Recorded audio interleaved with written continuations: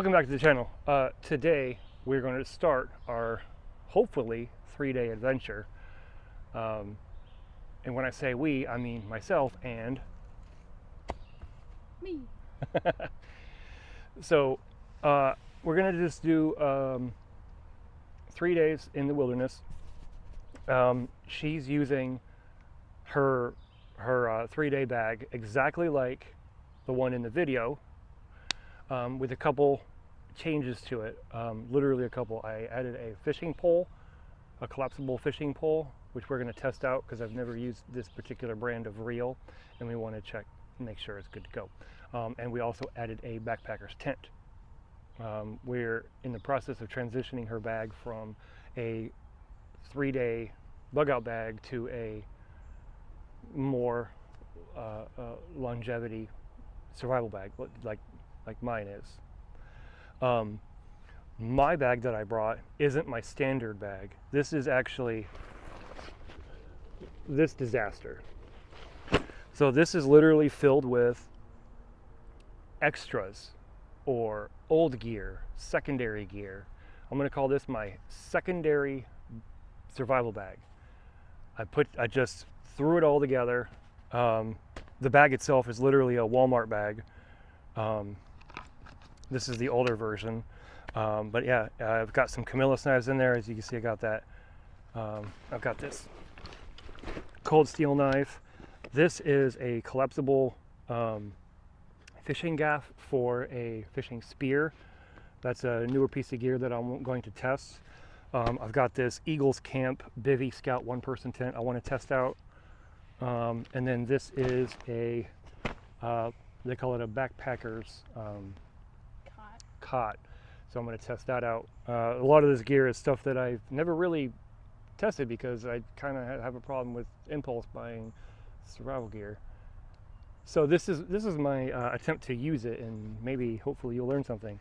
There's a bunch of other gear in here that we'll get to that stuff. I shouldn't say no food. So the intention is for me to attempt to live off the land of what we can hunt and fish and gather and all that stuff. I did bring one single MRE that this is more or less so the wifey will feel better about me being out here with no food. But that's pretty much last day kind of stuff. I got two. I have one MRE and then one pack of frozen Freeze-dried food. Freeze-dried food. I did bring Noon tablets. These are amazing. If you guys don't have these, I highly recommend adding them to your bags or your daily routine. And I brought 2 jars of seasoning, honey mustard and ginger teriyaki to hopefully make the fish taste a little bit better. That's the only, like, because you call it foodstuffs that I brought. Oh, and I brought some oil, some olive oil for, frying fish.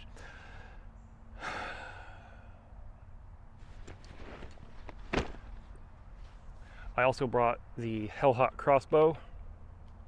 You'll notice that this one is slightly different than the one in the video that I have, and that's because it is a different one. I actually lost the other one. I don't know where it is. It's gone. We do believe that we did leave it at our old camping grounds in Turkey Foot. That's what it's called. In one of my previous videos, my wife and I went to public wilderness area, and I brought this, well, the other one, and I actually think I left it in the parking lot while I was loading everything up. That being said, we're going to set up tents and such, and we'll be right back. All right, so we got the tent set up. This is her tent. This is a brand new Ozark Trail. This is a redesign of their one-person tent. Looks to be a little bit taller and a tiny bit wider, so a tiny bit bigger. She's right now digging the hole for the fire pit. And then, of course, I've got my tent. This is the Eagle Camp one-person backpacker tent. kind of smushed it in there real good. So the ends have vents in them, and then this right here is the doorway, and it's of course got the mosquito net and the whole thing. This is the backpacker's cot. It is made by, let's see if I can pronounce that, Kijaro. Picked this up on clearance at Walmart. I think they were originally $70. I got it for considerably less than that. So it comes, you have these bars. These are all lightweight aluminum, and they all are collapsed down. And you've got your two main bars. Those are also collapsed down, and then the canvas is folded up. So you put your two rods down the center, and it's got these cutouts that seem nicely stitched in there. And you can see it's got the clamps on each end. You start with the middle, then you go to the two ends, then you do the other two, and it's canvas tight. You could paint on this thing. And it does have a little gear pocket, phone or whatever. Yeah. So that's what I'll be sleeping on. What are you sleeping on? The floor.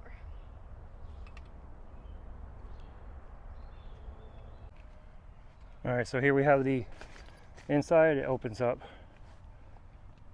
It's like a pennant shape, basically. We've got a reasonable amount of room in there. You can see the vent there in the end.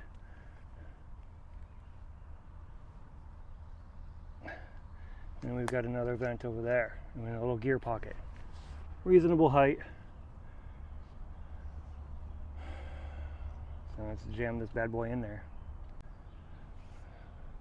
So here's the cot in the tent. You can see it pretty much takes up the whole thing, kind of as expected. Got a little bit of room on the end there for my bag, and a little bit of room over there on the side.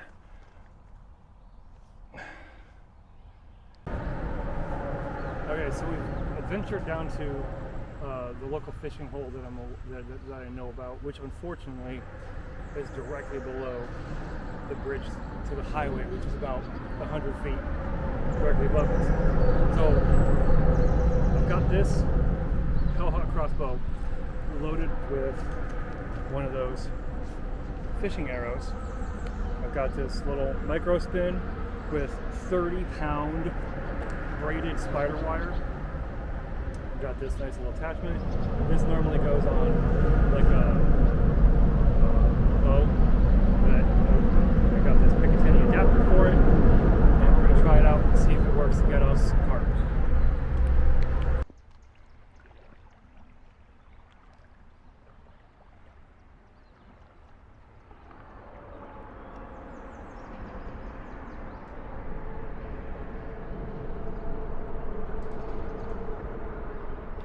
Lots of little bait fish over here.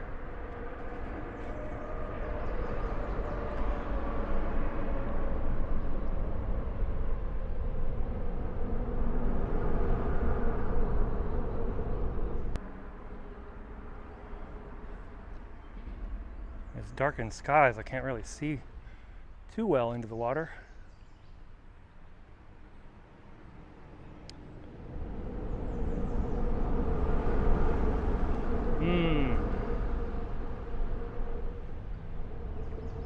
This might be unfortunate. I was here about 3 weeks ago trying to do a Team of Survival challenge before my hard drive critically corrupted.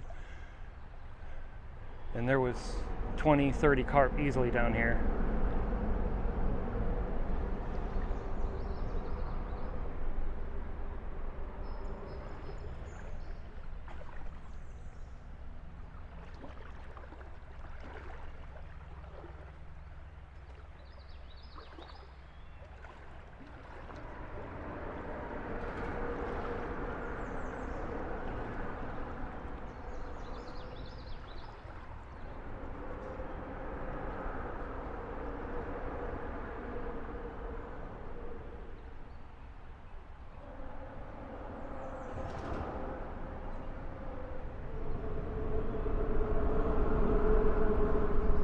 also weirds me out is there was a giant rock right here that I would stand on that appears to be gone. And I mean, it was 3 feet across.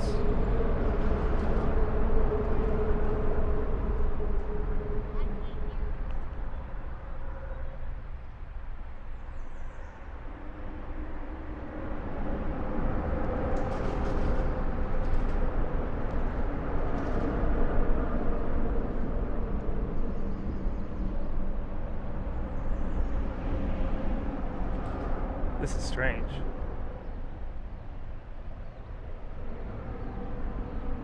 Where would a 400-pound rock go?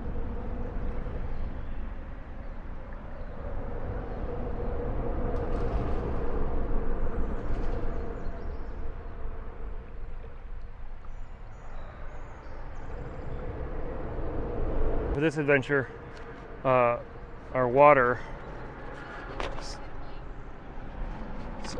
storage is going to be this Hydro Pack.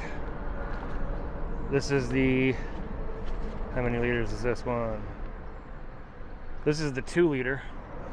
And back at camp, I have a filter that attaches to this. So I'm gonna go ahead and fill this up. I've had no luck with fishing. It seems that all of the carp that was here previously, well, almost all of them are gone. I saw 2 carp. They were a lot smaller than the ones that were here.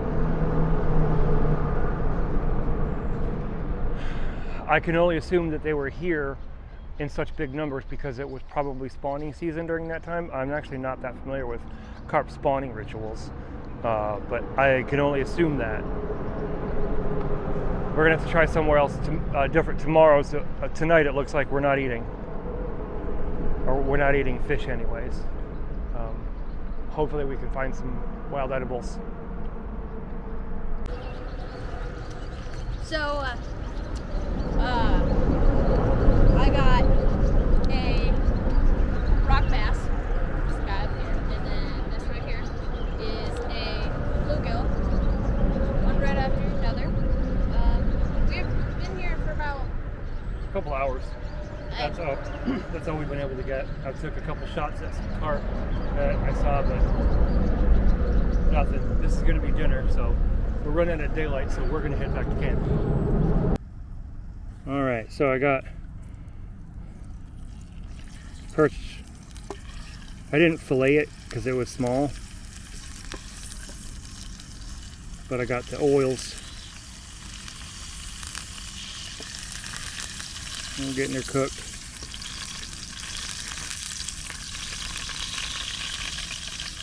Now, normally this particular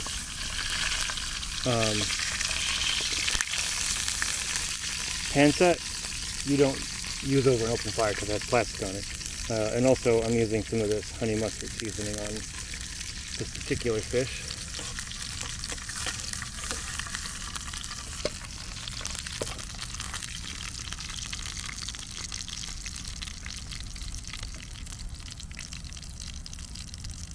Give it a nice little douse.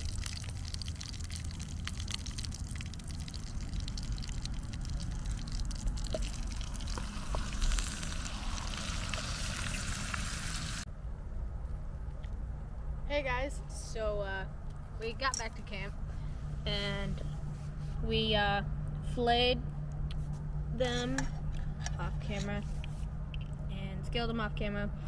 So I'm the first one to try all of them. So in my opinion, the bluegill tastes better than the rock bass, especially with the honey mustard seasoning that we used. Just a little bit of olive oil that I brought and some seasoning. That's my cheat. Some olive oil and some seasoning.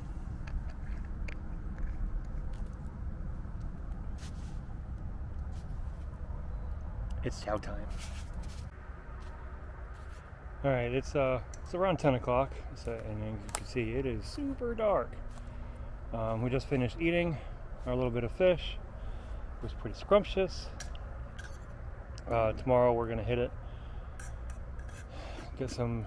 try to get some more fish that'll last us the day, and maybe some crayfish or something. So, all right, that's the end of day one.